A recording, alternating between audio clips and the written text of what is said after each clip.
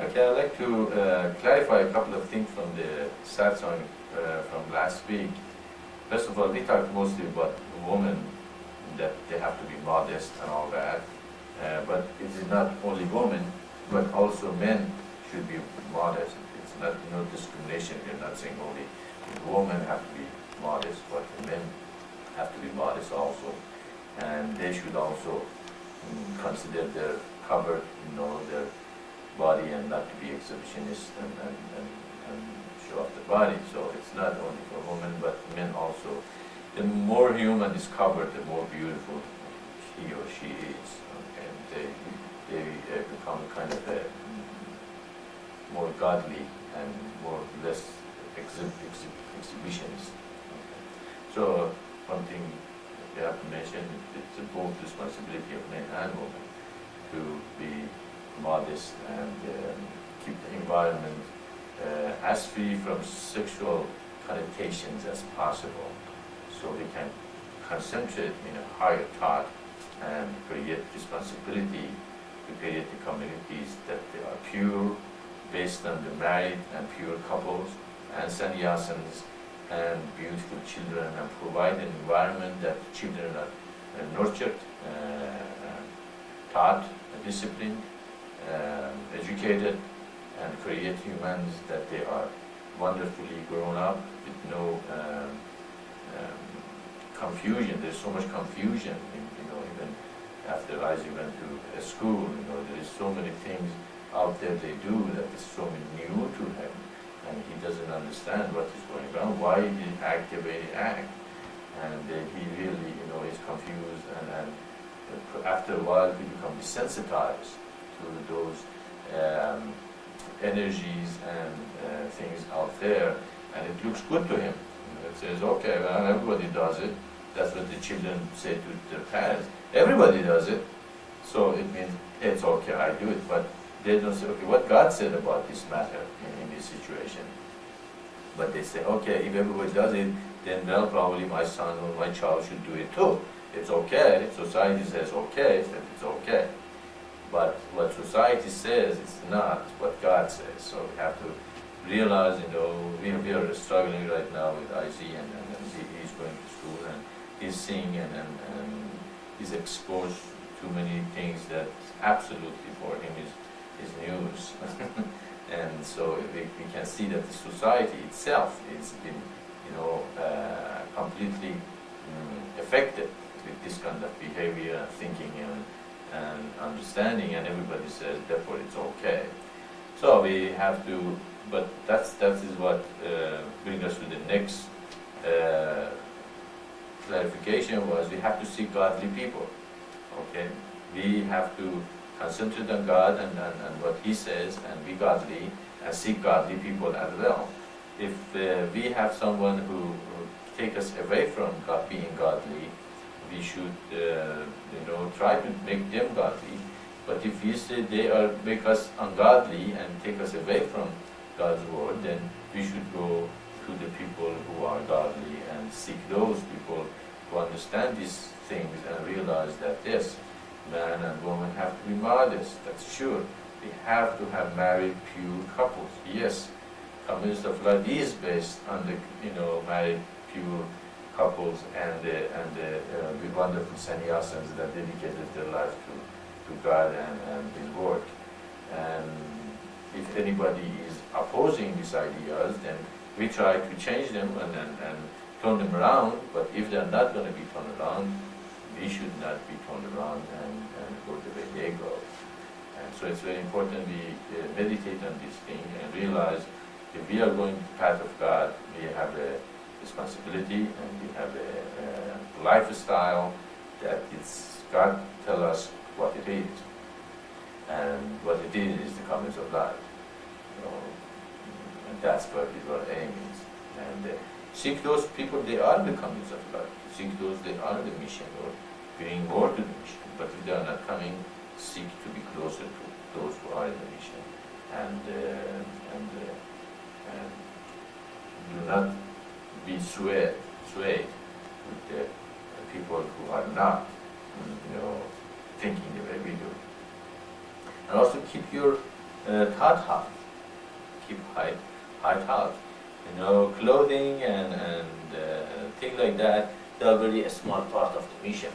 Really, if you concentrate on the creation of the community of light, bring the kingdom of heaven on earth, that the seven seals is open, the prophecies are fulfilled, and the higher thought that related to the mission, these small little things is not going to bother you. They fall into places little by little. But if you concentrate, oh, why should my clothes be longer than my knee, then you lose the vision absolutely, and you fall to the small little nitty-gritties, which is really not that important. They are not the essence of our teaching. They are the result of our teaching.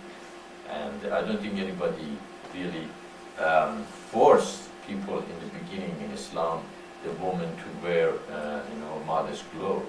They understood it. Why? They loved it. They knew they are much prettier and beautiful if they emphasize in their essence and the beauty of the soul and the spirit instead of the physical body.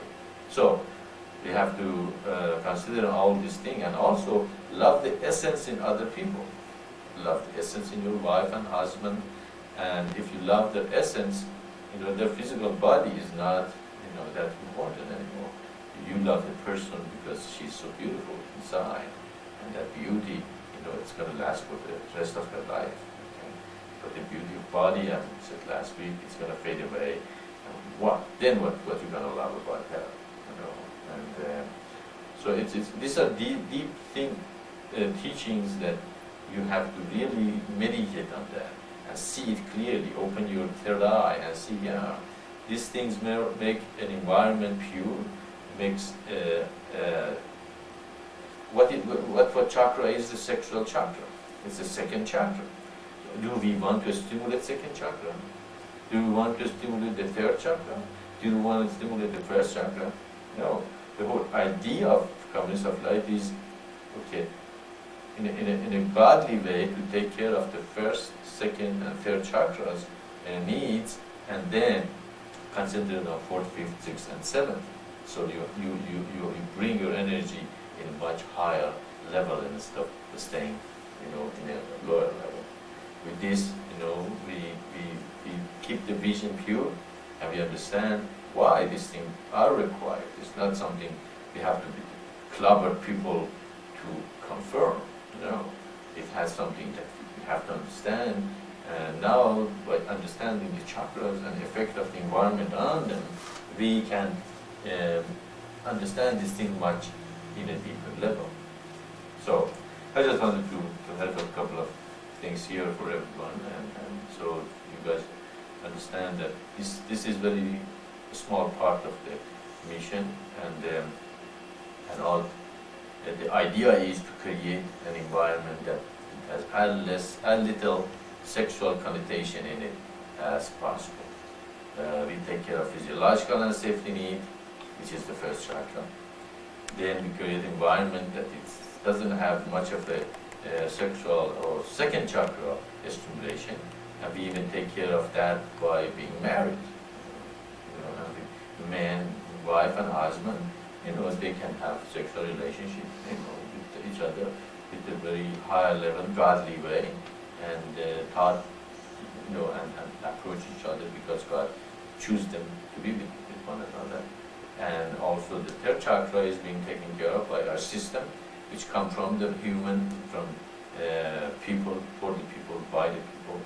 So also that is not something anybody can dominate anyone. It's no politics or politicians in it, but the people decide who become the leaders. So you can see the three chakras are taken care of. And that is thing we have to make people understand, and as they understand it, they don't say my will anymore, but God's will, and they take the responsibility to create a good environment. So consider this thing, and don't let people who are in these lower chakras sway you from the higher thoughts, and concentrate on what the goal of the mission is, why we are here, and what we are trying to do. Okay. Any question?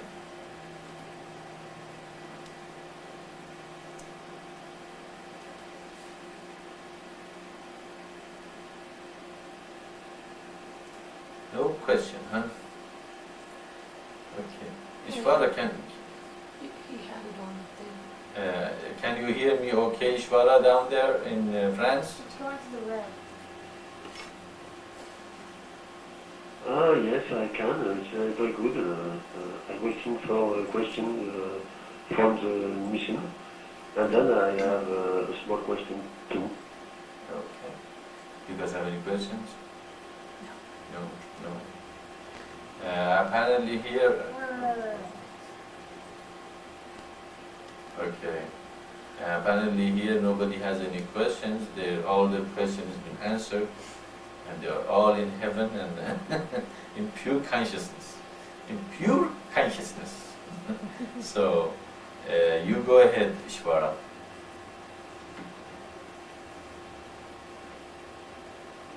Okay, in the reminder we say those to come who have helped and will help all to understand your compassion and mercy in your actions and creation. Can you explain this sentence, please?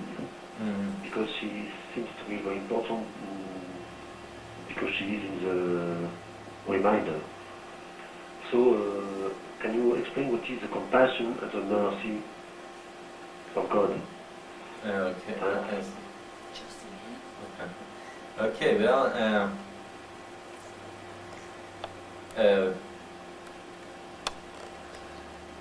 as you remember in the beginning when the creation was created and it lost its balance, there was chaos.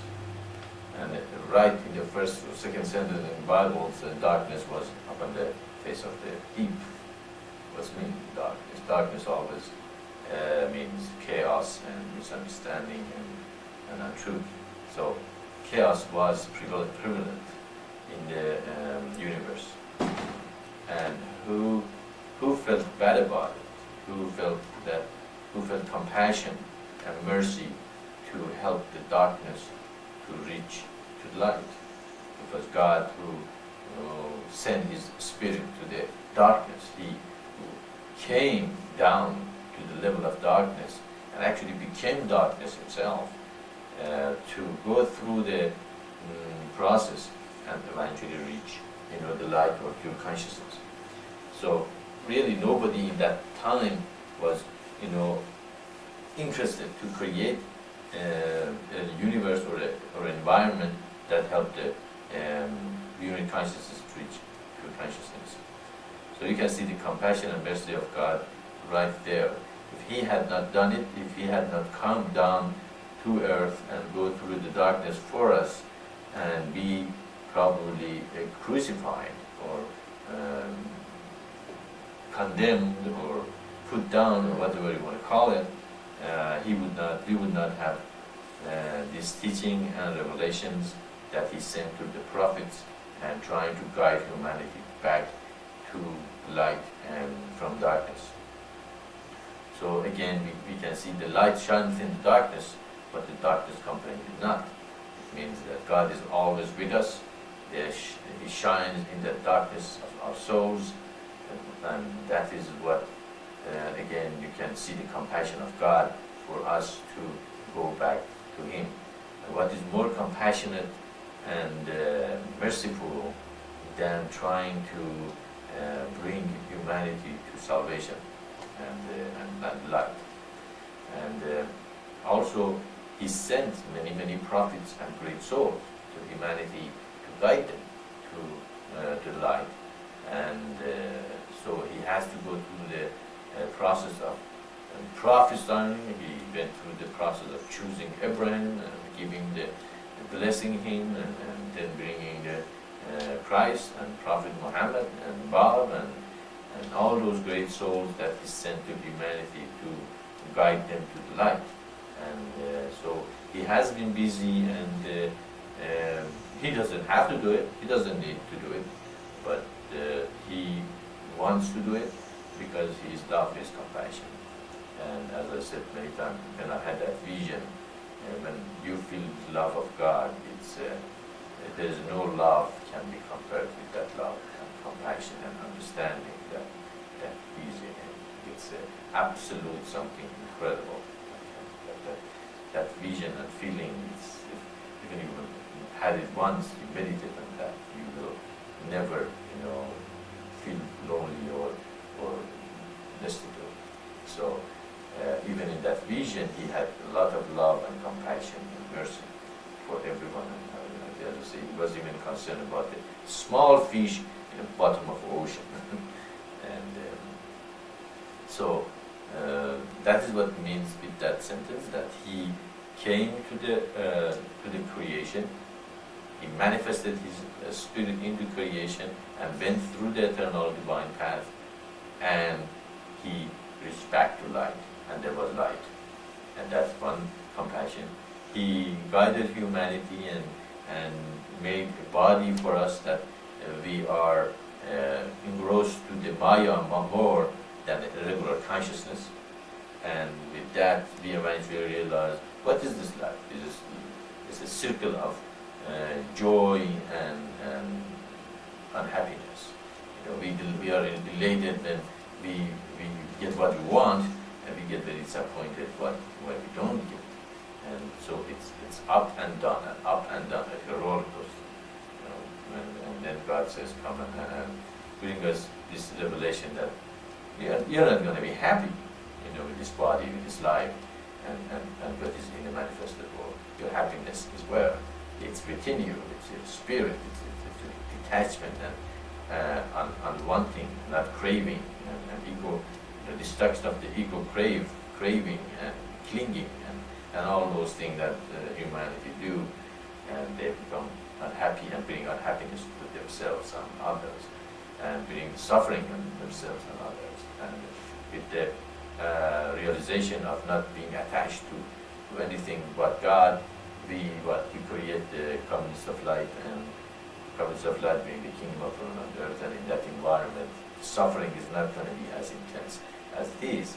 And also we teach our children from the beginning, from the childhood, the goal of the life is what? To become divine. It's not to become a soccer player, it's not to get good grades, it's okay, good grades, or it's not, the goal is not to become a doctor, or a lawyer, or have a lot of friends or thing, or the goal is to become divine. How do you become divine? You are following the eternal divine path. So if the kid knows from the beginning what is the goal of his life, even if he is pulled and pushed to different direction, eventually he hits it one day, what am I doing here? I'm pulled and pushed to all this direction. The goal of my life is to become divine, and that is what God wants me to become. So it saves that person from falling to trap of the ego and destruction and life. It absolutely frees them. So you see, it's just all-inclusive teaching, and who thought about this thing? Who brought this thing together? I didn't wake up in the morning and say, oh, okay, I found out all this wonderful thing. God revealed it to us. He chose this body to manifest this thing which is he has set up and realized and knows in Akashic record, and then he revealed this because now to humanity. Actually, there are some people that are talking about the keys to Bible, and what is the keys to the Bible, to understanding the Bible. And I concluded really the keys to the Bible is the great sign and our teaching. And though if you understand those things, you understand the Bible very well. Okay? So we even have the key to understanding the Bible in a much deeper level. So as you can see, this interrelated topics and realization, all go together. You have to take the whole package. Okay, you can say, okay, I'm going to follow the mission, but I'm not going to follow the dress code. Okay, it's okay. I'm just going to, everything else is okay. Yeah, it makes sense. Coming to this, but I'm going to, go to the meditation room half naked. Okay, it's not going to work. It's just the whole thing has a reason for them, being revealed, and we have to go beyond our cultures, beyond our language, beyond our nationality or race or creed or anything, but what God wants us to do. So it's not the same as what most of the human wants, but that is what God brought us, because He has created us and He knows what is best for us. So that is why He sends great souls to bring us this realization, and that's why He does it with love and compassion. Okay, that's why we, in that in reminder, we say, we bow in front of all those great souls in the past, has helped us, well, And the past and those to come. to come.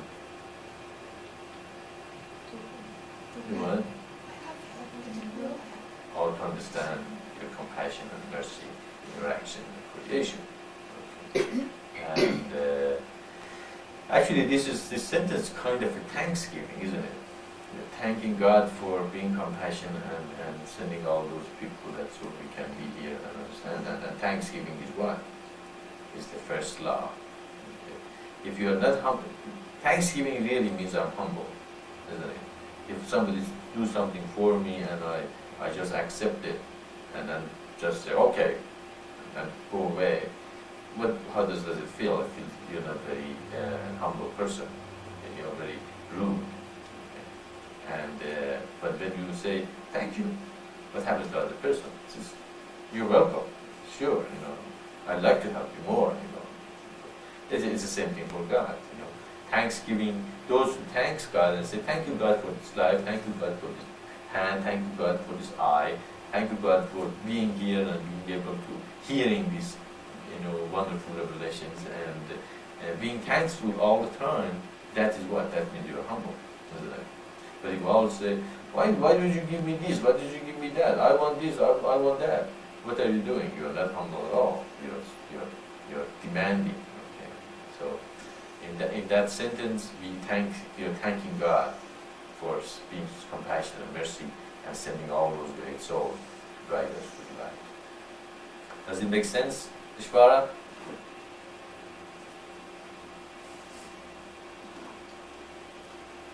That makes sense.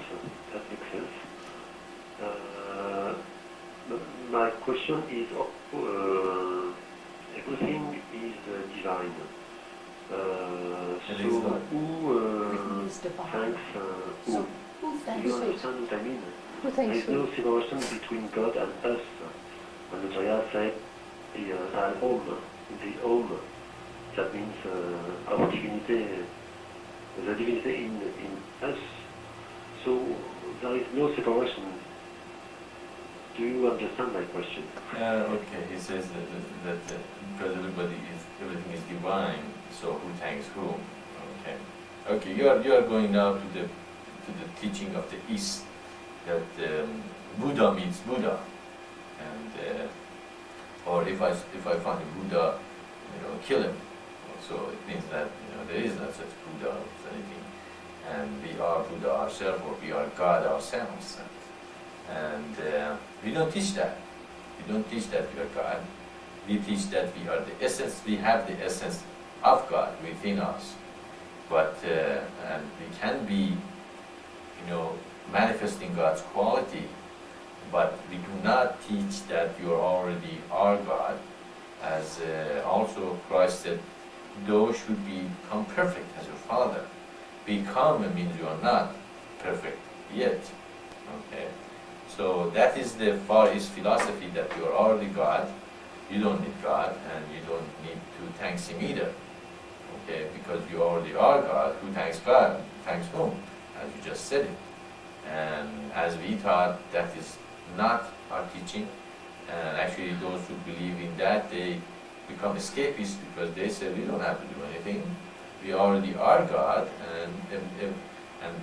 but at the same time they do not manifest compassion and love and beauty and depth and all the things that God manifests. Yes, you can become God, you have the potential of becoming God, but when are you God? Then you manifest God's quality. That's why in the end of the chapter 3 of Revelation, we explain those are the people they have meditated and they have overcome some part of their physical body and suffering, and they think, that they are God and they don't need any of these teachings. Okay, and that's what God said. What He's going to do with them? He's going to spew them out of His mouth. And we can see that there is a lot of sufferings in Buddhism and Hinduism, and people in those regions they are suffering a lot. Like people in India, they are very poor, and a lot of suffering is all over the India, or even Tibet has been. The leader was pushed out of his country to go to India and live there. So you can see that teaching is not perfect. That actually is the first part of the great sign. That is when you meditate and you try to awaken your spiritual forces. And that's the first sign in the great sign, that it says, yes, you have the essence of God in you, but you don't teach you are the God, or you don't not have to thank God because you are already God. So that is next step actually after meditation and making of the spiritual forces is what? Getting engaged in the community of life. Okay, a lot of problem with that philosophy is, well, I'm already God, I don't need to get involved with the community, I don't need to do anything for humanity, I'm already God. And actually most of the people I have met, they believe in that philosophy. I find them very egoistical. They think all is perfect, they have no reason to progress at all, they are already God. And actually that's exactly what happened in the beginning when I heard, in another Margaret, they said, you're already God. And I said, wow, I've never heard that before. No, they were right. If everything is God, then I am God. And I became very egoistical and started feeling very good about it. But eventually it came to me, but I'm not perfect yet. I have a lot of faults, I have a lot of desires, attachments, and all that.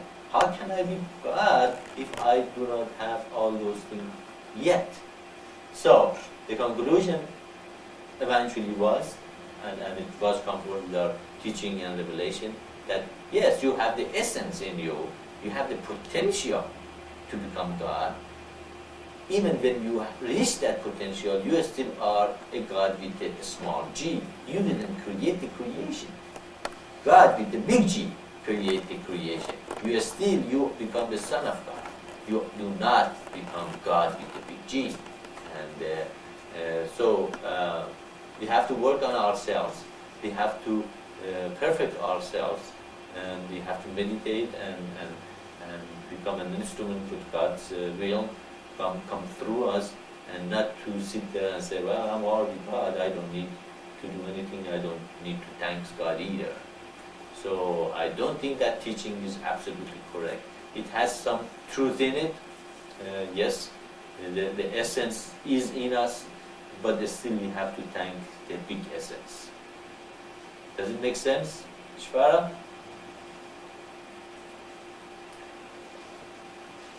That makes sense. Sure. That makes sense, true. Okay, if you don't, are you having it done? Okay. If you don't agree with me, it's okay, Ishwara. We can discuss it with each other. If you feel that that's not completely, true, but I have gone through that belief that I am God. So, and then I realized that it's not completely true. There is something wrong with that philosophy that I am already God. Yes, that's true. You have the essence, you have the potential, but just like that individual in the internet, he was saying, yeah, he already perfect. Can't. And then I made him very angry, and I started yelling, and I told him, look, if you are perfect, why are you so angry? Okay. Or he he was kind of a double-faced kind of approach to us. He would send nice emails to us, but wasn't very nice in himself. I said, look, if you are perfect, why are you double-faced? Okay, so you are not perfect yet. Look, when you are perfect, still, your essence is just a part of the bigger essence of God, and we have to realize that we are not perfect yet, and when we are perfect, even then we humbly will fall on our face and say, thank you, God, for showing me to come where I am, because still I know you are more perfect and more wonderful than I ever can be. So thanksgiving is the first law, and we have to thank God. Also, we have the essence and potential to become one with Him and manifest His qualities. Actually, when you are one with Him, you manifest His qualities. You become compassion. You feel the pain of the humanity. You feel the pain of the universe. You don't sit out there and say, oh, I'm God. I'm greater than everybody else. You don't say, oh, no, I'm just a part of everybody else. You see the essence in everybody else as well. And then you say, well, all of these people have the potential to become Maitreya. They have the potential to become Christ. They have the potential to become an instrument for God. And then they don't become upset. So why they don't see it? Why they don't become it? Why they are so engrossed with the lower nature and they are trying to, not to be what they could be, that you could see in them that they could be, that beauty that can manifest through every person, and they are engrossed in the physical, emotional, and mental traps, and they do not become the essence that they are. Okay, any other question?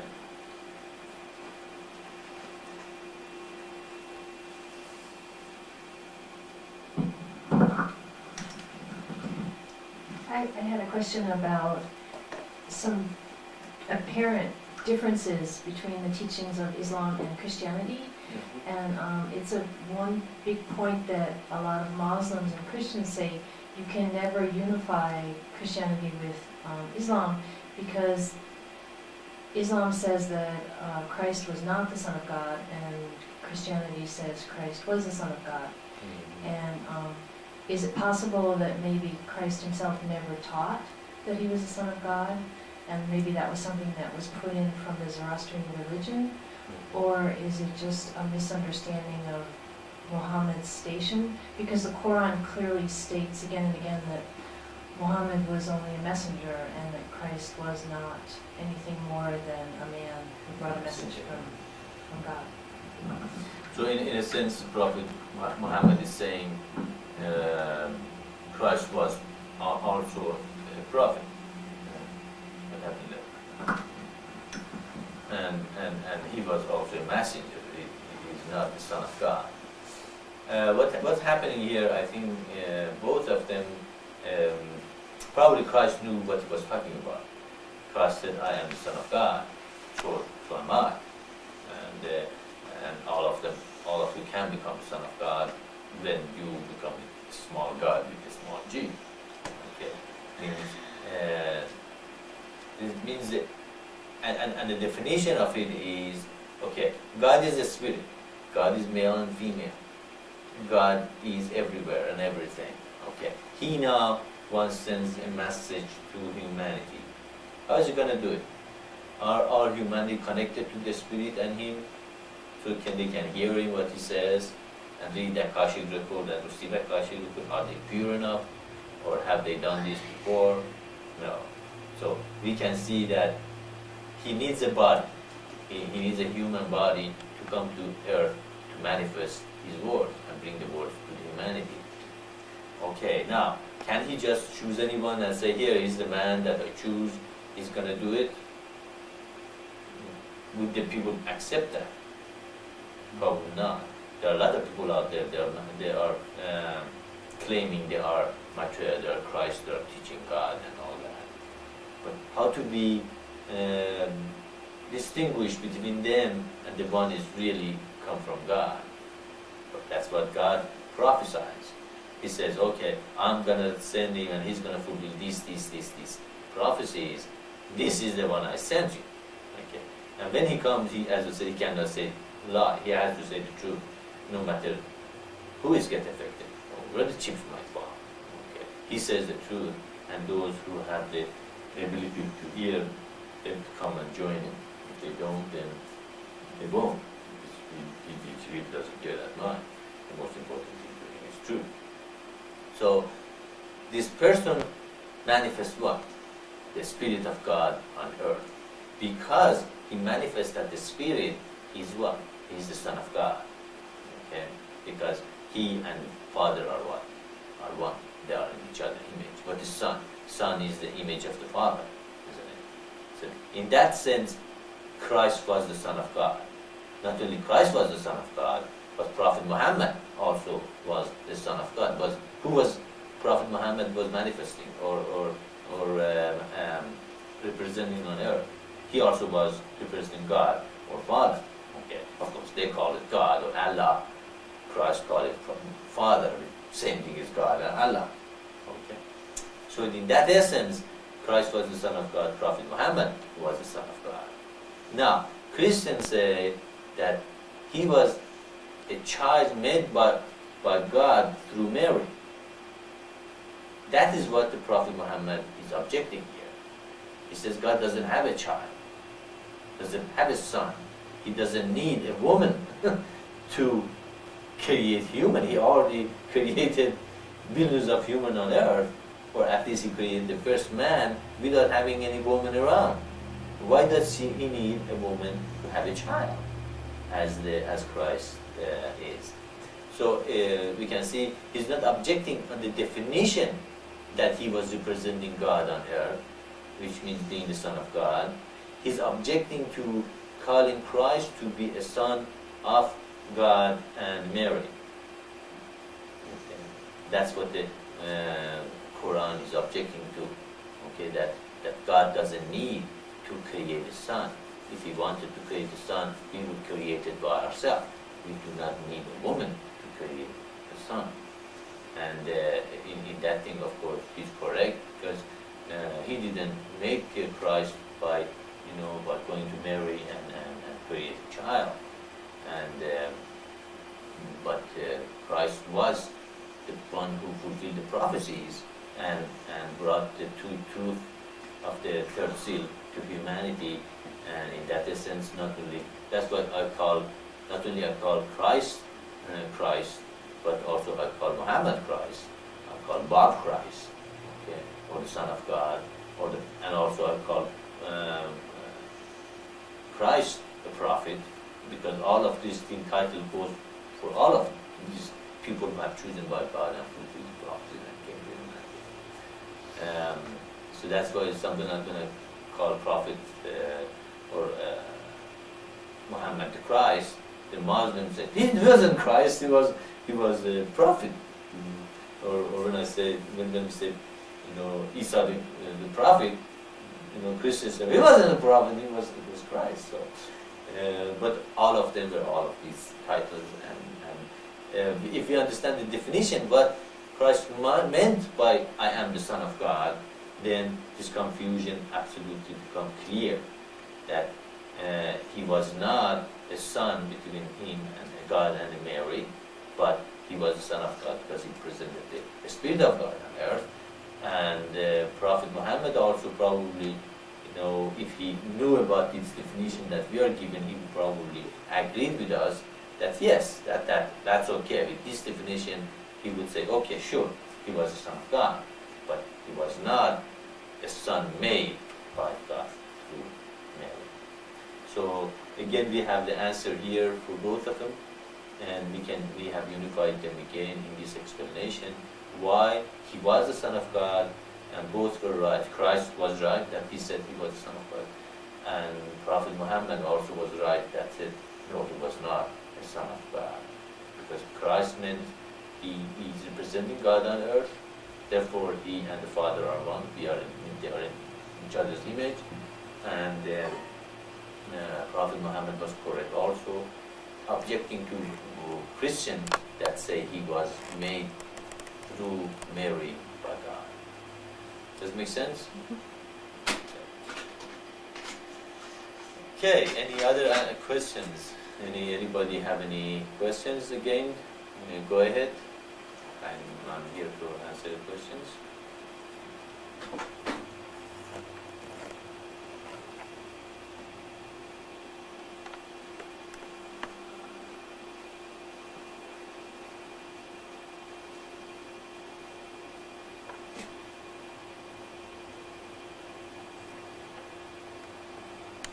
Say that again, I don't think you got it. You want? I don't think you got it. Okay, well, if anybody has another question, go ahead.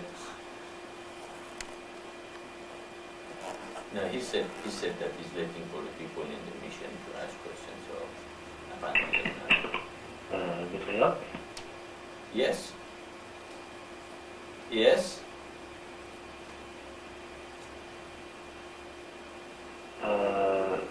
You spoke about package. It's a bit difficult for me to understand. Akashic? I'm sure that Packages. Maitreya is here, is Joseph Manuel. I'm sure God sent to him for us his teaching, but sometimes some things are difficult to understand, and it is difficult for me to say I do not understand, but I have to believe that. Do you understand that?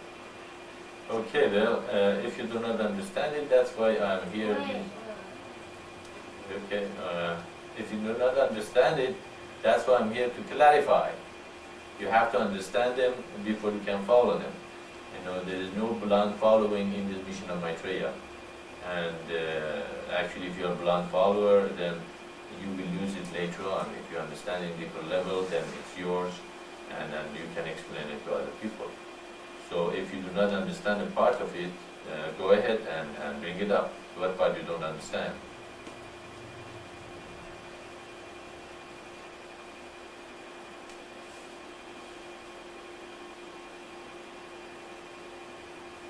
Hello? Hello, are you there? Did you understand what I said? Did you undo it, Isaac? No, sorry, can you repeat your question, please? Is he speaking French? No, he said repeat. Okay, Ishvara, I was saying that if you did not hear me well, okay, the whole thing in the mission is to understand these things in a deeper level. That is why I am here to explain this over and over and over again until you understand them. Of course, if I explain it many times and somebody doesn't understand, then I might get a little annoyed. but hopefully, you know, this thing should be explained and understood in a much deeper level. That is why I'm here. So if you do not understand a part of the mission, you should not follow it blindly. You have to bring it up here and ask why this or why that. If you have anything right now, go ahead and ask me, what is it that you think you are asking and you do not understand it? Also, you want to follow it, but you do not understand it. Go ahead.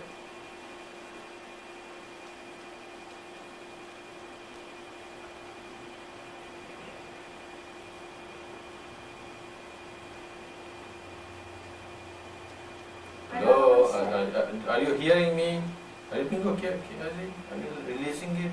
You're not releasing it. It's I going did. on. I released it, and then Release it now. Okay. Ishvara, go ahead. Yeah, he tried to say something, but nothing came out.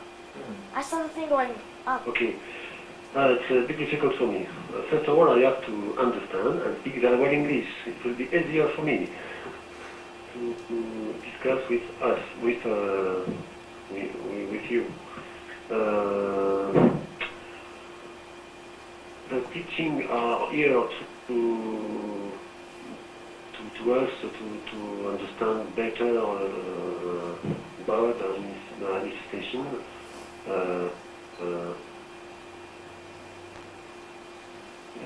But when I cannot understand something, I have not to believe in it, because if I believe in it,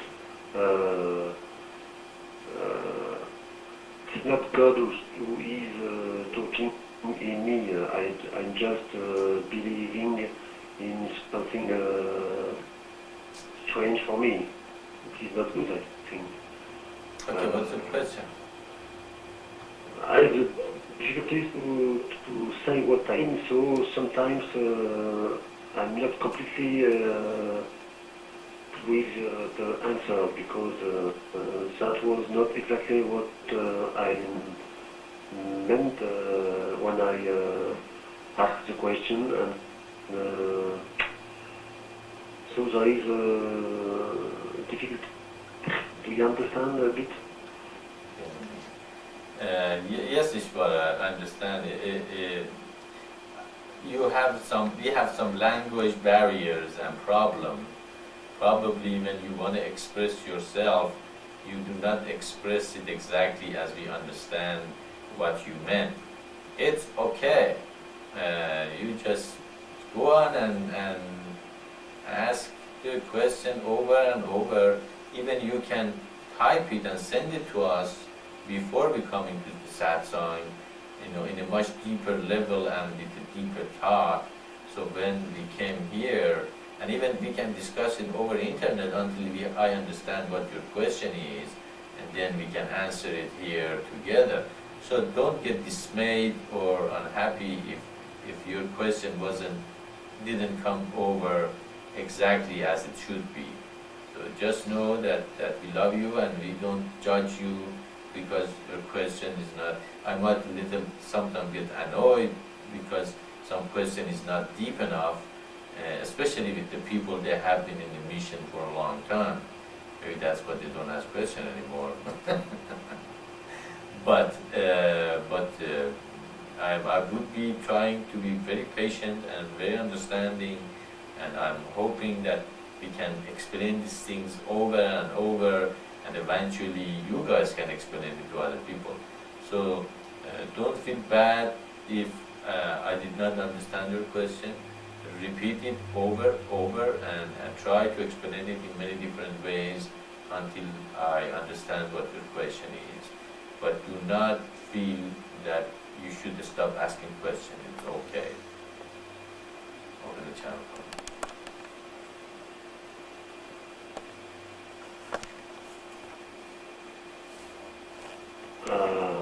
Okay, so the thanks, no thanks. Yes, thanks. It is difficult for me to receive thanks or to give thanks. When somebody do something for me, when I work with him, by example, I have not to say him, oh, it's very okay, thank you very much, oh, thank you very much. It is his job and it is mine. We are the same job. Do you understand? As in a family when father or mother give food to the children, each day the children have not to thank his parents. It will be very annoying. Because if you thank, if you have compassion or mercy, by example, for something else, this thing is not you. There's a separation. When somebody thanks somebody else, it's a kind of separation. It's a bit difficult to explain, but there is a problem for me with that. Okay, as I understand it, you're saying that if we thanks each other all the time, it's going to be tedious. If the child thanks his parents all the time for the thing they do for him or her, it's going to be always say thanks all the time. And if you're working in an environment that some co-worker is doing what they're supposed to do, you thank them, then you're thanking too much. Is that what the question is? Yes, even when the thanks are not too many.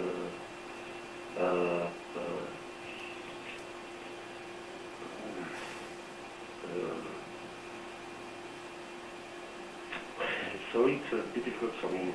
It's okay. For me, I feel that when I thank somebody for his job or something else, I'm thanking somebody who is far from me. That makes a distance, a separate person. Do you understand? You open it up. Okay, you're saying if you thank someone that is not close to you, is that what? I thought you meant if you thank someone, then you're separating yourself instead of you being one. If you thank them, you're separating yourself from them. Okay. You are saying, as we understand it here, you're saying when you thank someone, because you are thanking the other person, you separate yourself from other person, kind of brings a separation between the two, instead of just doing for each other without thanking. Is that what you're saying? Yes, exactly. Okay, that is why when somebody do something for me around here, I say thanks God. So it means that it's been God doing it through you, but really all thanks go to Him, as we mentioned many times. So the reason we brought up thanking other people was being thankful, being humble. It's not really, you have to thanks all the time, for every person who does anything for you, but be humble and thankful actually within yourself that people are nice and done things for you. And at the same time realize really they haven't done nothing, but have they done, spirit have come through them and done it for you. So in that essence, really you don't have to thank anyone but God, for they were instrumental to thanks, to do something for you. So in essence, you really don't have to thank anyone. But being thankful of the things God has provided for us is being humble. Even if you are polite and thanks people often, people would find you humble. Okay, because a humble person will thanks the other person. If you even a stranger give you something and say thank you, the stranger would become much nicer and mellower toward you, because he or she feels that you are humble enough or polite. They call it polite, but it's really a polite person is a humble person. So we are living in a society that still doesn't understand this teaching in a deeper level. So we cannot go ahead and say thanks God instead of thanking them. So we might tell them thank you, but we should understand that of course they are instrument of God, and that does not create any separation if we are coming from the essence and a good place. Okay, but if you say, oh thank you, and just walk away, it's just like, oh okay, I just wanted you to do this for me, now I got it, bye bye, I don't have nothing to do with you. That might create separation. But if you are thanking his essence or her essence, then your essence is thanking the essence of other person, and there is no separation between these two, as you are both are God's manifestation. But of course, the better than that, realize that God is doing through you, and if you do something for other person also, You are not doing it, but it's God is doing. So you thanks God for providing this opportunity to serve other person, and other person also thanks God for coming to you and serving you. In that essence, again, there is no separation. But the point really is that thanking God and be thankful for what He has done for us is to make us humble, and he whoever the humblest is the greatest in heaven. So by understand this thing, we will not create that separation that I am thanking you as a separate person. That separation doesn't occur. But I am thanking God, which doing it through you. But when we are thanking God Himself, if we are one with God, we don't have to thank Him, because we are one and we are humbled by that oneness. It's not a wording thing, okay? It's something that you have to become it, to be it, okay?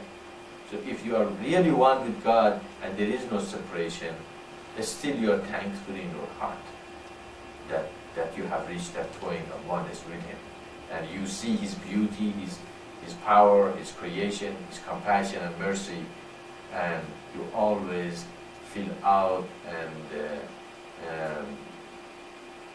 humble with His beauty and are willing to do His will. So another way of thanking God is doing His will.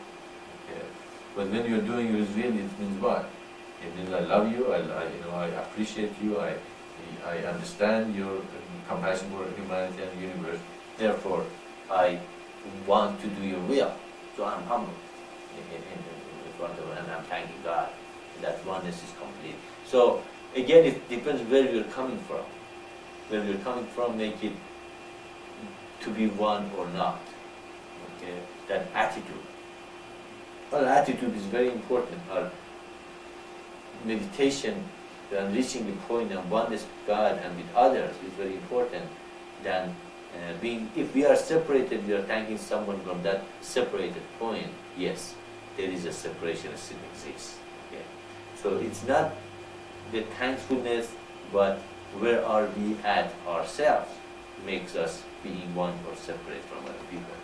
Does it make sense? If not, go ahead.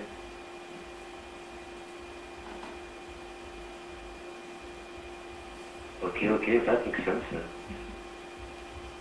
Alright.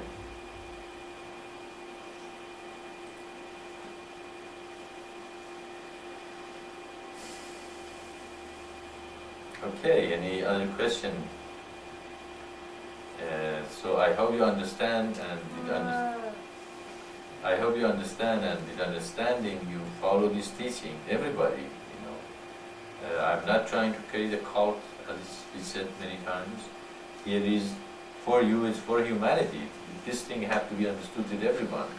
But I don't want to create a cult. I don't want to create 100, 200, 2,000, a couple of thousand people follow me, and then we all go crazy at the end. Okay, these are the teaching everybody can implement in their life and living. It's not a religion. It's not a teaching that belongs to a small group. It's not for Arabs or Jews or Hindus or Buddhists. It is the teaching for every human on planet Earth.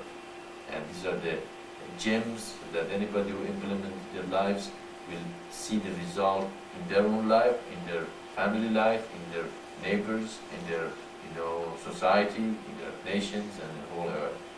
So these are the gems given to humanity to be implemented with everyone, and that is why you all have to reach to them and teach them and let them know that what they meant. Just like a lot of feeling of why these Muslims were cover themselves. But if you understand a deeper level why Prophet Muhammad said to do that, then probably a lot of women in the West also will agree with it. So yeah, we want to be like that. We want to bring the connotation or sexual connotation that exists in this society, and it's destroying our society, it's destroying our children, it's destroying, our family and our neighborhood and community. It seems very silly, to a lot of people. What the difference does it make if your body is covered or not? But it's not. It's very important that we stop all the stimulation of the lower chakras, not only in the body, also first chakra. Second. That's what the comets of light are. They take care of your first chakra longing, the physiological and safety need, and then on and on. And we have to contain or stop the stimulation of the first three chakras with anything possible, but anything helps. Okay? If somebody is hungry and thirsty and in danger, we should create an environment that they are not. Okay? That they are fed, they are comforted, they are receive an adequate water, and they should not be thirsty or hungry or afraid. Okay? Should not be for any human on the planet Earth does not have these things should be provided. Okay, I don't care what color, what gender, what nationality, what language they talk, they should be provided. And then after that, we have to create an environment that sexually is not, stimulating and creating men and women and that are very strong and very powerful. And the women that understand this teaching and say, yes, we want that, we love that because we know this is true. If the women are not going to do it, they have to create men who disregard or discard that kind of the woman and go to the women that are godly. And again, the lower nature, the stimulation should be completely minimized. And then the third chakra also, our system take care of it very well. We won't have any politicians. Okay? The leaders will emerge from the people. Actually, that was the vision of the founder of this country: people for the people, by the people, and from the people. And that's exactly our mission and our teaching does. So that third chakra also is taken care of. Fourth chakra, you want to create unconditional love for all humanity and based on those teaching.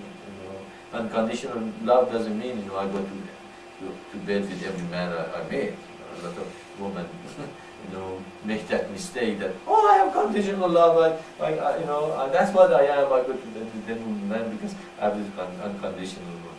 No, you are a loose woman. You don't have conditional love. You're misusing the teaching. You see, even our teaching can be interpreted in three ways. From ignorance, passion, or knowledge. Okay, and we have to understand it from knowledge. Why we are saying this thing? Am I against women? Am I trying to bound them? No, I don't care. They can, as I said, they can be walking half naked all over the place. I just go with my mantra and God and then connect to Him, and then don't affect me.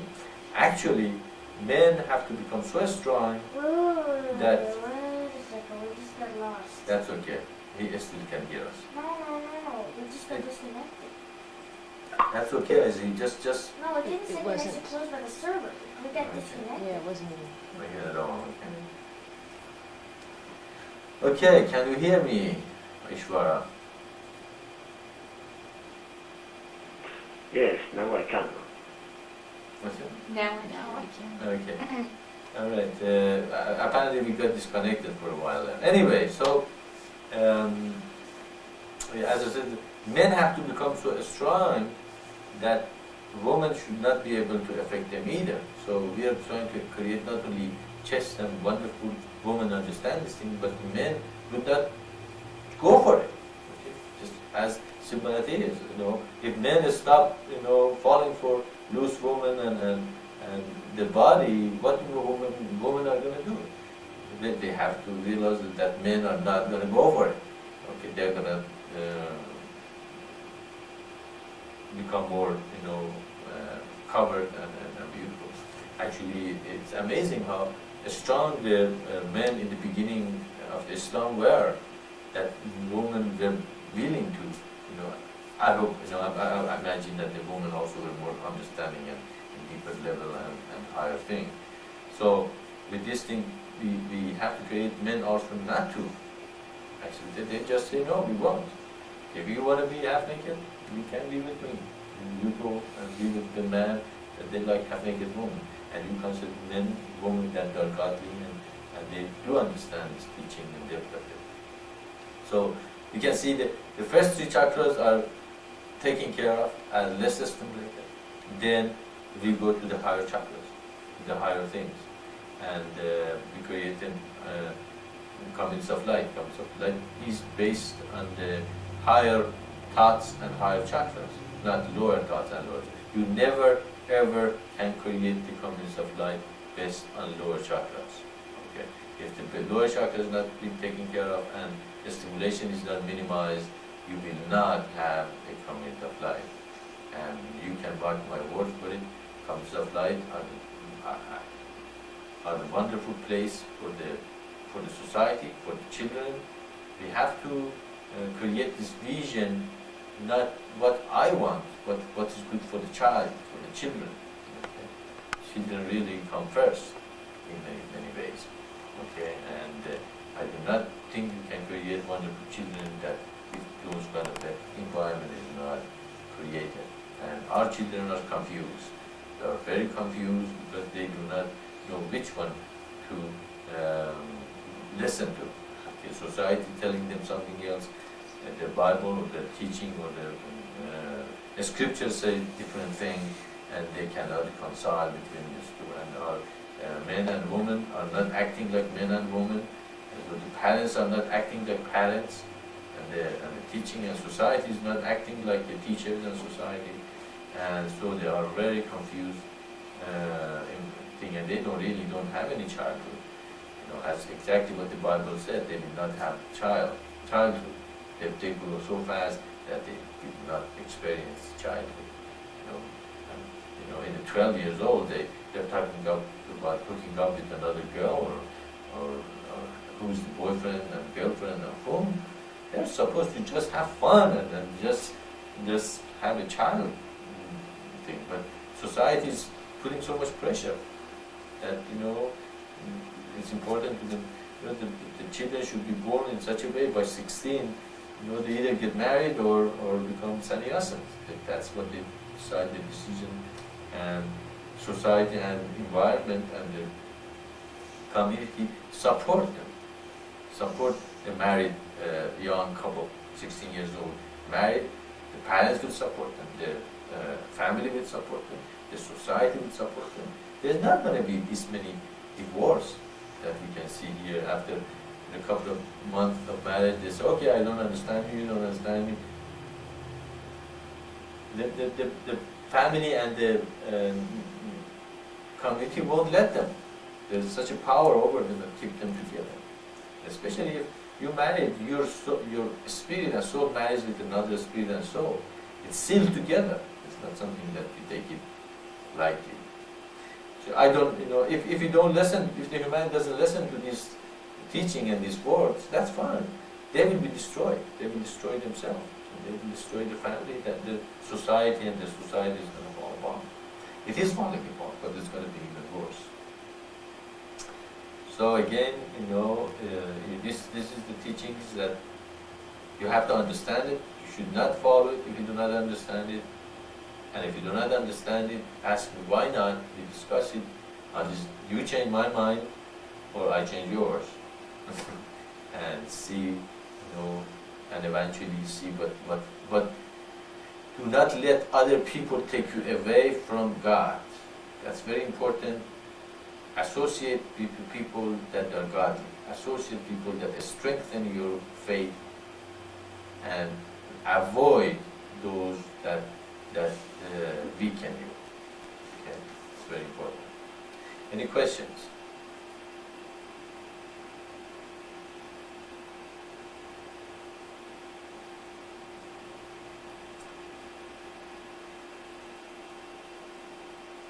Say it again. Huh? Say it again. Okay, and as you said, say it again. Any question? If then there's no question, then I guess we end up the satsang here. I don't have much to say, and I have said already, and I don't feel anything else coming. If there's no question, then I wait a couple of minutes. If there's no question, we say goodbye then.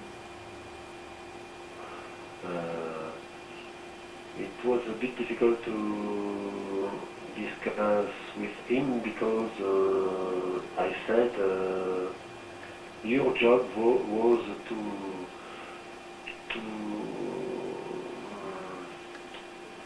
make the relation more stronger between God and us, but not between us and somebody between God and us. Do you understand? No, not really. No, not really. Can you explain again? I wish Radha was here. We really need her to translate these. But go ahead and say it again. Okay, last weekend I met a priest. You understand? A priest. I'm not sure it's a good word. Priest. You understand? Priest, I see. A woman priest? No, just a priest. Or just a priest, man priest? A man priest. Okay, no, that's Somebody fine. in the Catholic Church who give communion. Understand? Yeah, sure. Go ahead. What happened?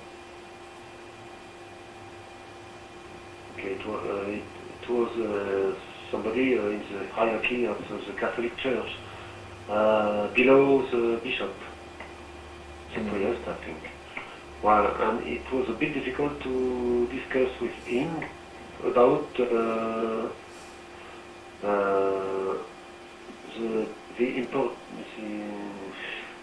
importance to follow God, but nobody else. I said him, we have not to follow somebody, but to follow God. It was not easy to discuss with him, you understand? Of course. Okay, of course. Am I in? Okay, of course it is hard to discuss with him, Ishvara. He's a Catholic and he's close to the top of the hierarchy in a Catholic Church. He believes that Jesus was the Son of God and he's the only way. Nobody goes to the Father but through him, but not through his words, but through him. I don't know what they mean through him, if it's not through his words.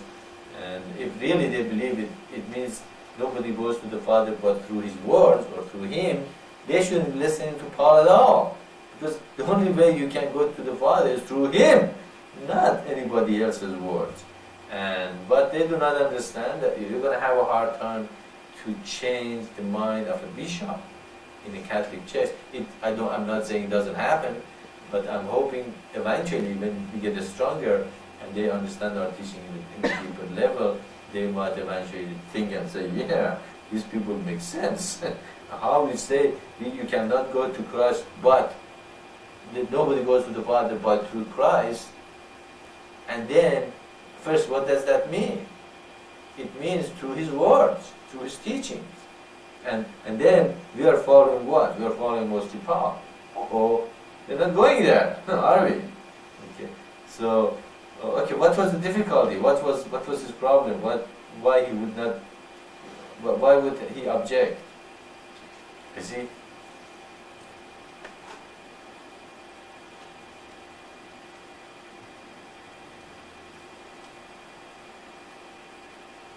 It was the first time I spoke about the mission with good believers. And it's not easy to keep everybody follow what they want to follow and believe what he want to believe, not to explain our faith. Not easy. You understand what I'm saying? Not easy. Not easy to explain our faith. It's not easy. Is it done? Yes, sir. Well, it is anything new teaching is not easy to explain to people who are not open to it. That's what God chooses, that's what God said, many will be called, few will be chosen. So there are many people out there that you might talk to and they would not understand our teachings or would be interested or attracted to it. But there are people, they are out there, they are interested and attracted to it. That's why I said many times, don't waste your time on the people who do not want to listen or they are not interested or attracted to our teaching, and give to everyone and then see if they are interested. If they are not, just give them more and then leave them alone. Maybe one day, 20 years from now, it eventually hits them and say, well, yeah, there was a guy by the name, Dominic or Ishwara was talking to me about unification of our religion and the path or something. What was he talking about? I have to go find more about it, or more about the mission of Maitreya. So you put the seed, as Christ said, you threw the seed, and some of them fall where? Always on the stone that never roots. Some of them, the birds eat. Some of them, they take it and they say, yes, it makes sense, and then it wither away because they don't take care of it, they don't cherish it, they don't water it, and when you don't water the seed and it is not in a good soil, what happens to the seed? It's not going to go anywhere. But some of them fall in the right place and they take it and they nourish it, they love it, they keep it going, and eventually it becomes a wonderful tree that birds can come and sing on it, and you can have a nice shadow underneath and all that. So we can see that this is not only our problem, but it has been a problem with every new teaching. When the Quran and Prophet Muhammad came, they almost killed him, and he had to run away from Mecca to Medina, and God helped him there to progress from there and spread his teaching. So we can see it's not only us that have this situation. Any new teaching will have this situation, but we have to continue our work and give it to everyone, to every possible avenue. Some people even come to the mission, they have gone to the, they claim that they love the mission, but they're not manifesting too much about the mission. But that's fine, it's okay. We just love them and leave them alone, and we keep going until we find the people who do understand the teaching and they want to manifest it. And those people who also love the mission but they have not manifested, at least they are not against us. They are with us. Whoever is not against us, as Christ said, is with us, and we accept them and we love them and we keep them.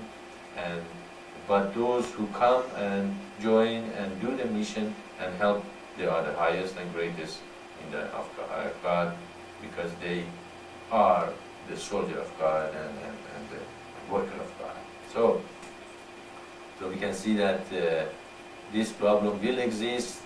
I thought also that I can change leaders to workers of the mission. It is difficult, very, very difficult for people in the position of leadership to change their mind. They want to stay in their position.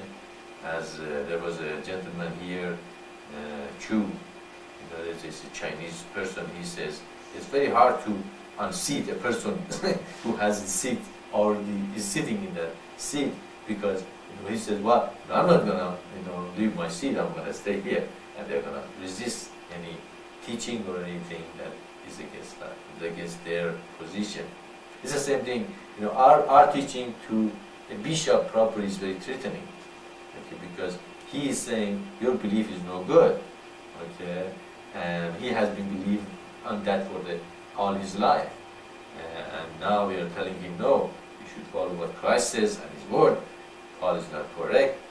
Catholic Church have a lot of problem. Christianity, have incorporated a lot of pagan teachings and all that, and it's very, very difficult for such a person, unless it's a bishop who is really looking for the truth, okay, is looking to change and open to the revelation from God. Wonderful. If such a bishop you find, that would be great. But eventually our teaching will affect those people also, and they will come and join our teaching, and that I'm hoping to get this mission moving as deep as possible, so they cannot bring all those pagan and teaching to it, and somebody else come and say, I'm Paul and Christ choose me, so I'm gonna interpret what he said, and he say exactly what I didn't say.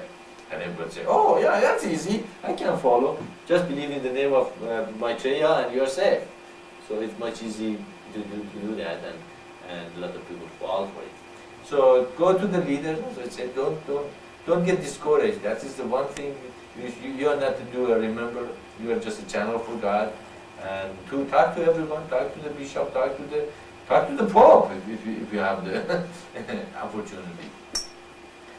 Talk to leaders of all religions and invite them to this teaching. It's on earth, and we should invite all the religions of the world. I have invited Muslims, I have invited Christians, I have invited Buddhists and Baha'is to come and join the mission, and they are being forewarned and invited. So give them the revelation, invite them, but if they didn't listen to you, it's okay. First of all, understand the teaching very good yourself before you go and try to tell them. Our teaching is very simple. It's based on the 5 steps of the eternal divine path, and the rest is really to strengthen these 5 steps, in the eternal divine path. And if they don't understand it, talk about the revelation, how the revelations are fulfilled, how the prophets are fulfilled, and how God sent His revelation again to man. So yes, that teaching a bishop or teaching is going to be difficult, but it's not impossible. And also, how did you teach him? How did you teach our teaching? What did you tell him?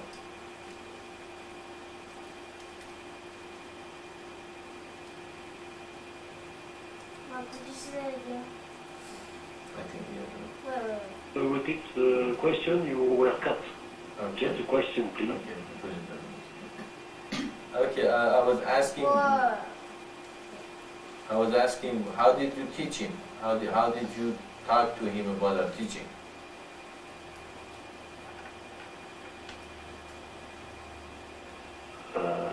I remember the summer when I go to Albuquerque, and the great teaching is to, the great gospel is to say that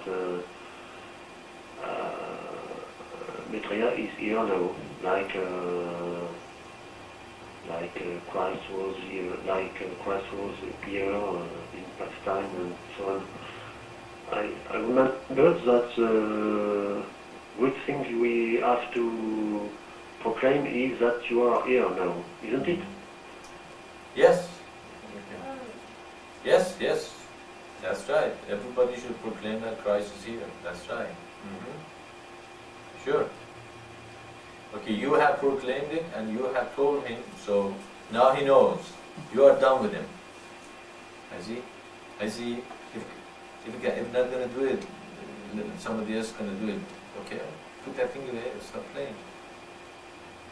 Yes. Yes, Ishvara, you are right. Go ahead.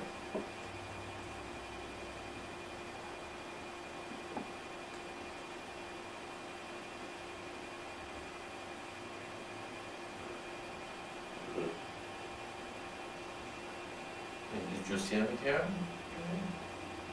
I don't think so. Discuss it.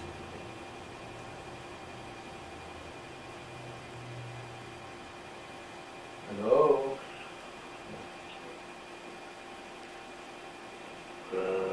Yes, this priest knows me because he lived in my small village when I was young. And knows very well my parents, and I try to say to him what is in my heart. I'm not fool, I'm not completely crazy, and it's very serious from my path is very serious, my difficult. I tried to say to him it was a very serious path. It was a very serious discussion too, because first of all he thought, okay, Dominique is following a new Christ. Okay, there are a lot of new Christs, and I said to him, I have exactly the same question in me. I had exactly the same questions in me, but now I'm sure, I believe that there is only one Christ now on earth, and I met him.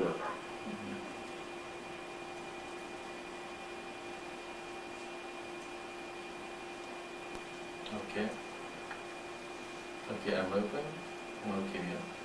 Okay, well, you're correct. Well, as we said, there is God, and He prophesies only one comes, and He comes with the fulfillment of the prophecy. And if the teachers came and they have not fulfilled the prophecies, that they are false. And our teaching is correct. It's for everyone. It's not a cult. It's not for a few people. You are a pioneer. You're going to have a hard time. Pioneers are going to have a hard time. But it's correct. You have to claim the Christ is on earth, and His teaching and God's teaching is on earth. And actually, it come in you recognize it with your mind, and you profess it with your mouth. And that is when you become a soldier of the Christ and our teaching. And probably they give you a hard time, right? I see.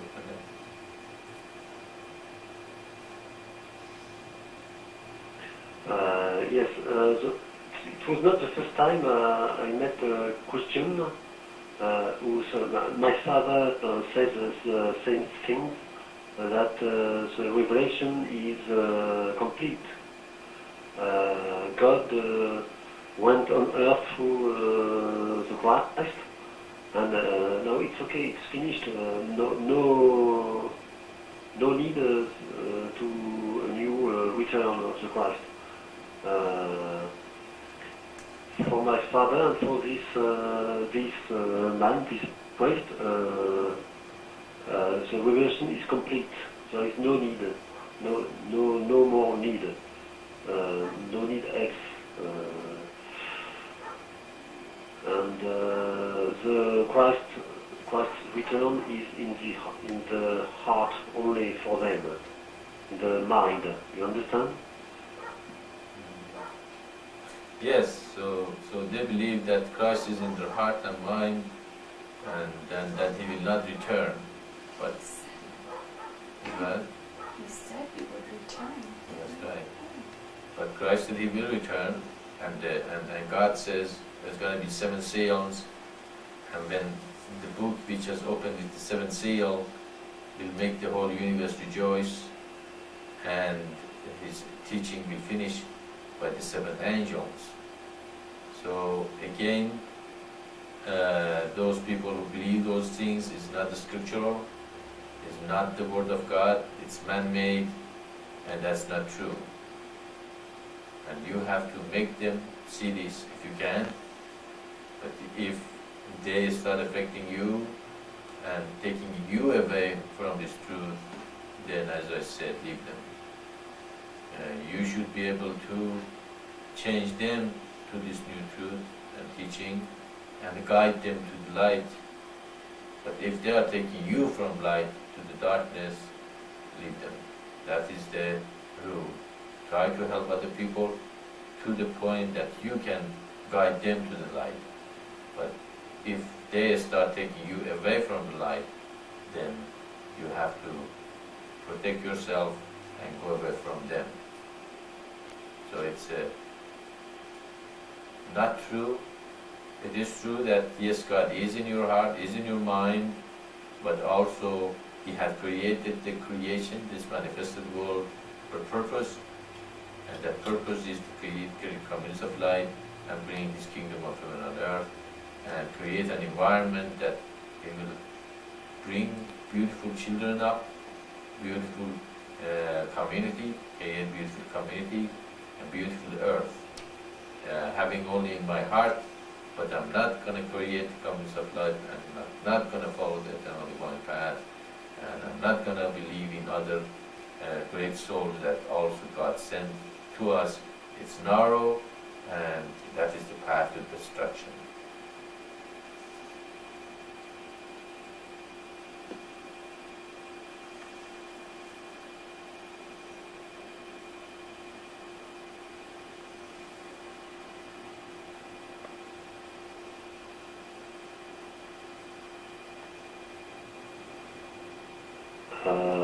What is amazing is that in church, the Catholic Church, we pray God for the return of the Christ. When we say He will return on earth between living people and dead people and so on.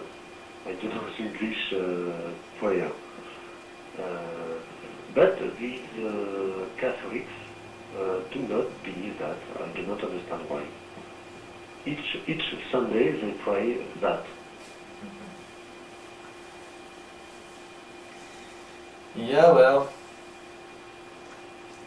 humans is lust.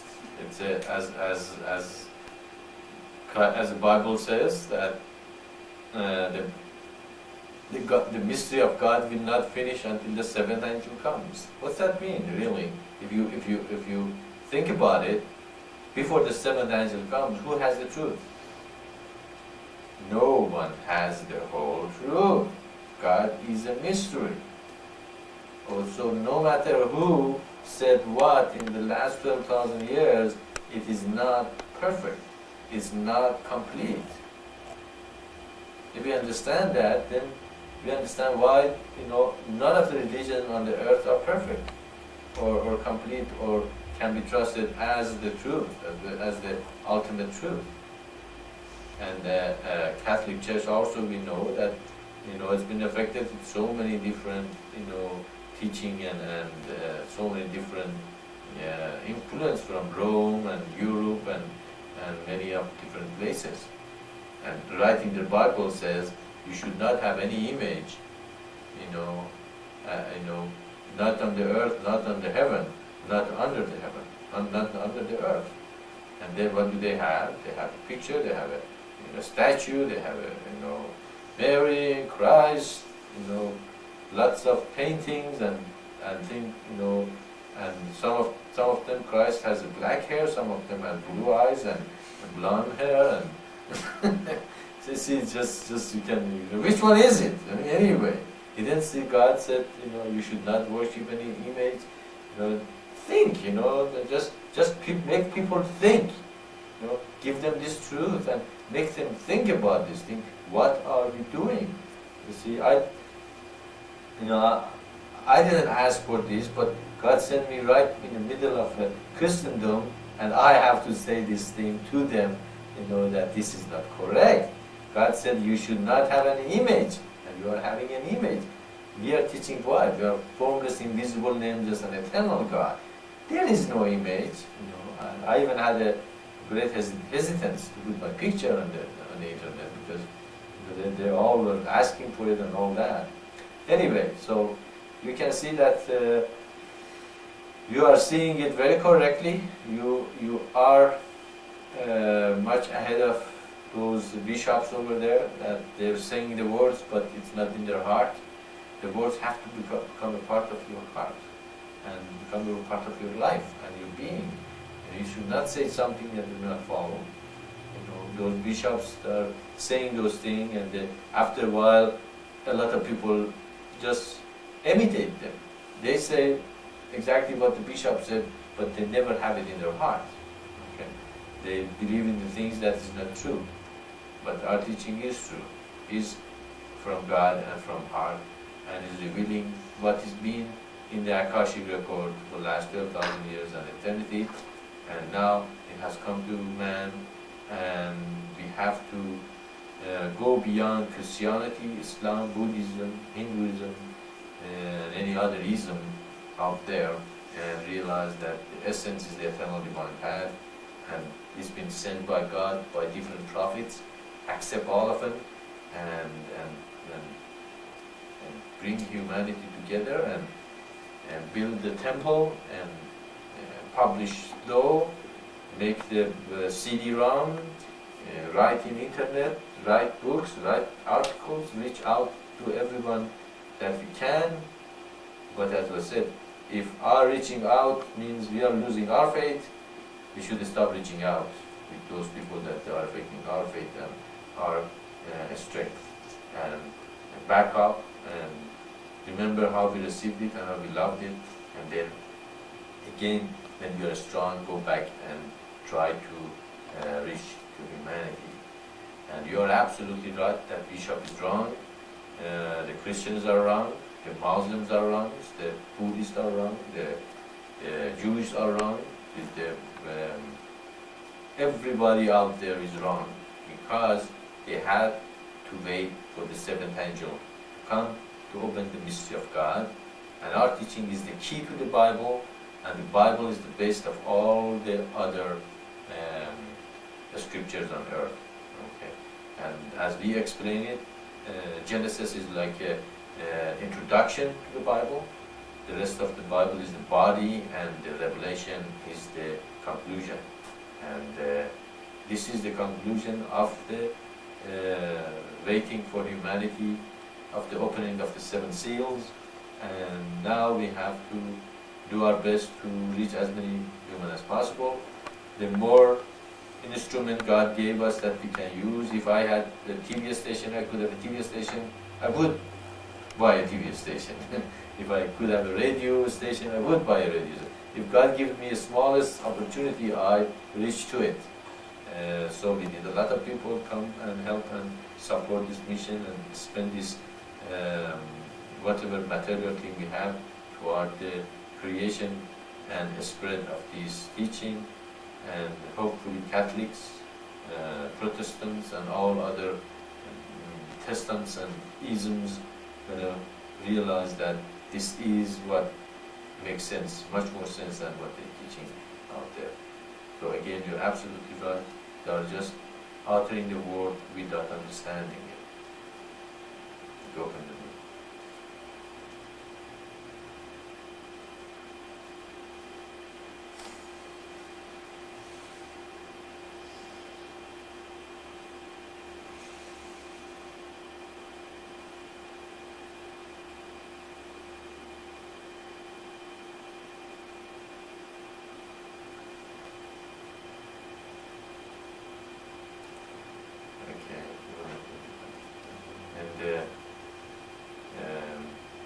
But that is what it has to be done. Everybody should know that the Christ is here.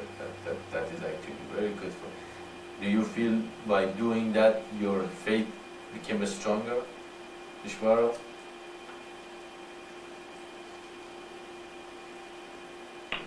And my faith is the same, no stronger, no weaker, the same. Okay, yeah, that's good, but well, that is the process. You understand it with your mind and heart, and then you have to profess it with your mouth. If you cannot profess that I'm Christ, then you haven't completely, one with the teaching. And but when we do that, then we are one. We are absolutely doing the will of the Father. And that we can make the humanity realize that God really exists. He prophesies, He promises, and He does manifest Himself on earth. And so it's not the teaching of man that we have to follow, but the teaching of God that we have to follow.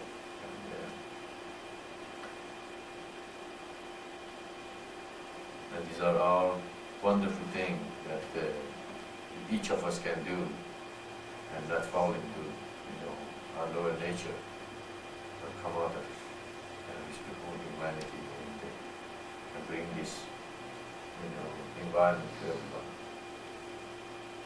Which one we want. Okay, is there any follow-up you have about the encounter with the bishop that you had, Ishvara?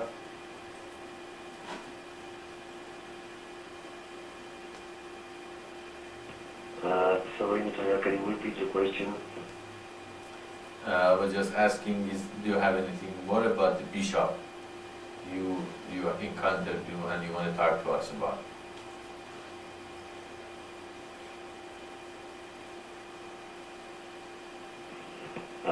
He said to me there will be a lot of false prophets, and I said to him, so we have to be careful to find the true prophet. But There will be a lot of false prophets, so we have to be careful to find the true prophet.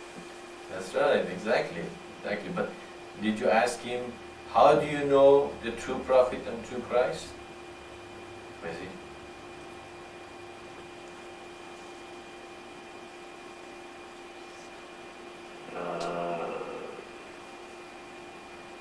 Did I ask him how he knows the true Christ?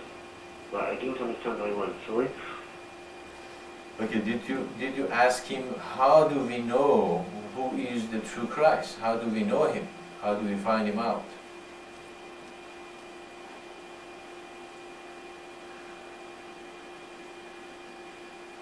You have to open it. Okay, well, he said there's going to be a lot of false prophets, right? And we agree with him. But how do we know? How do we know who is the correct one? Who is the right one? Who's not false? No, it seems that he knows, he believes that the Christ will not come back on earth, and only false prophets. I think that's what he said. I see. So he says there is no return of the Christ, so it's in your heart. You believe it in heart, that's it. Okay, I got you. Okay, I'm surprised that the Catholic priest says that, because Catholics are supposed to be waiting for him to come from the sky and open the sky and say everybody become Christian, and those who believe they become Christian, those who don't believe go to hell. and that's surprising that he believes it's only within you. Okay. Also, we had an email from RD this week, Raymond Deschamps, and he just subscribed to our newsletter again, and I sent him an email, but it came back. So apparently they have a firewall or something that email doesn't go through to him. So, but we heard from him anyway. That was good. And also Florida, I forget his name. Sandy is trying to get speakers and microphone, and she wants to join us. And hopefully Tahira and Shakti also join him, or get help from her, or somehow get to these conferences. But if nobody came, that's fine. We're not going to worry about it. But if there's nobody going to be out there in the internet, then we have to wait until more people join. But That's good. You're gonna be here, Ishvara, aren't you?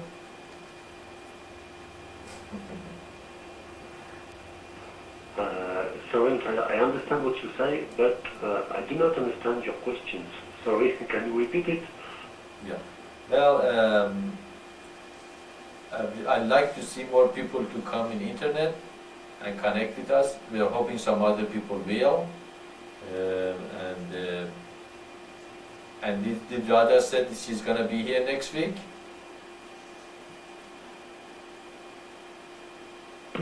Yes, so that will be here next week. But what I do not understand is the reason why you did not receive her letter. She sent a letter for you and me at Maitreya at wordnet point dot att dot net. Okay. So I think you have this letter, but she Yes. says she got her aunt and so on. I think you have it. If you have not, I can send it to you because this letter was for you too. Okay, Ishvara, she sent the email to the wrong address. My address is not where she sent it. Anytime you want to send me an email, send it at maitreya@maitreya.org. That no matter where, if my address changes or not, that always gets to me because I can direct anywhere I am. That account that she sent the email, it's not been mine for many months now. I am in MSN now. I'm not in AT&T. So that is why we did not receive her email. Probably we sent her an email and let her know. We are sorry that her aunt died, but hopefully she realizes that it's okay and she's not too upset about it. I wish she was here that we could give her our condolences, right through the internet. But tell her that that is not my address anymore. That is why we didn't get it. My address is maitreya@maitreya.org. O-R-G. Okay, so that's why we didn't get it. Now it's clear.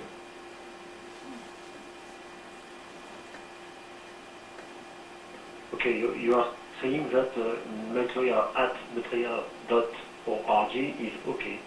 That's what you say? That is right. If it doesn't matter if I change any ISP, Internet Service Provider, I always can go to our website and redirect my emails from there to wherever I am. So if you send it to that address, maitreya@maitreya.org, it's always gonna come to me. But if you send it to my email addresses, just like the one she used, I might have changed my ISP and it's not gonna come to me. That is why we did not receive her email, because she sent it to my older address that is not in service anymore. Actually, I think somebody else might have it by now.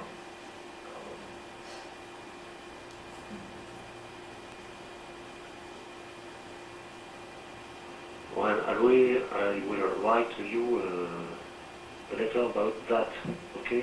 To try to understand that well. Okay, all right. Sure, okay. Then just send me an email and we discuss that one.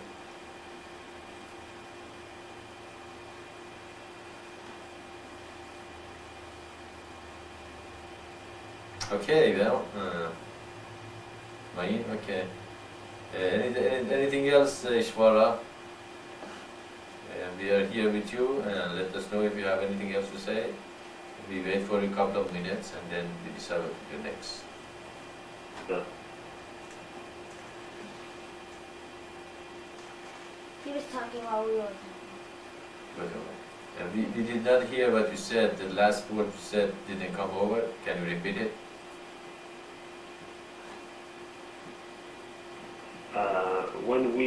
Father and me write to you, we do not go to the web.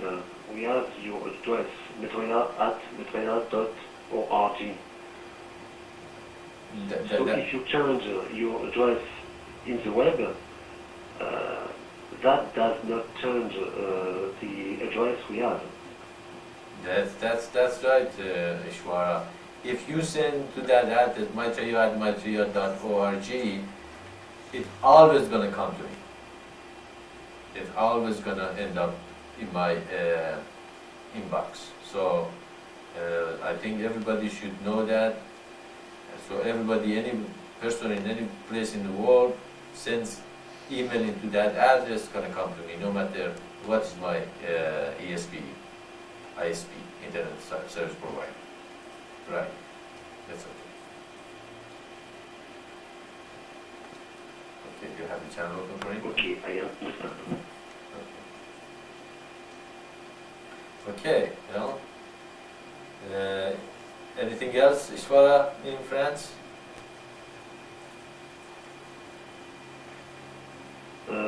Yes, this priest once I sent to him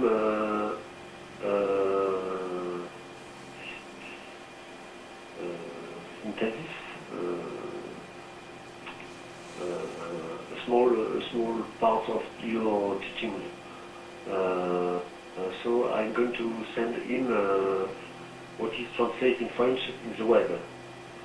Do you think I have to send in a small letter with these teachings? It's always good to be nice, to have a nice cover letter to say, hi, I'm who you are, and if you have something to share with him or her, that would be nice. It just make it more personal. Who's the person sending this to? Priest. Huh? Okay, I will do that Same priest? before I will write to you, okay? Okay, that sounds good. Yeah. And if he wants to talk to me, he's welcome to call or come to internet or join us to this conference. Actually, we had a Christian young man called us this week, and we had talked with him around an hour or half an hour, 45 minutes, and he said he's going to give us a call, and if he called back, probably I'm going to invite him to come to the conference and discuss the thing together with him, and that would be, this is a good place, everybody discuss and see how do they say and how we talk with them, and that would be good for them and good for all of us. So we'll see. If he called, I'm going to ask him. If he called and I wasn't here, tell him, you can tell him about coming to the conference.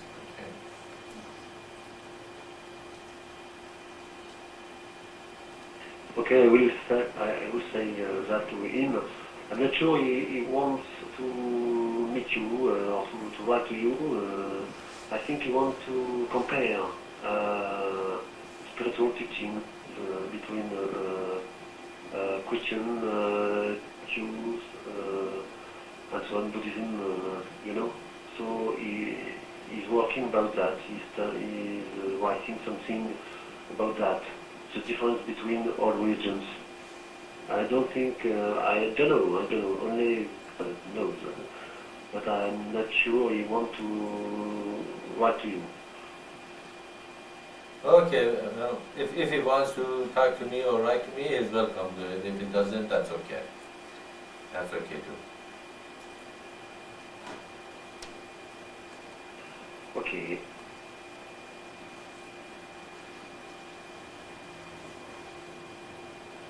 Are you having channel open? Okay. Okay, well, go ahead if anything else there. We will again waiting for you. And you're doing very good. Good job.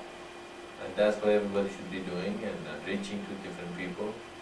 But as I said, do not get discouraged. It's not you doing it. God is doing it through you. Result is His. If they came, great. If did not come, that's great also.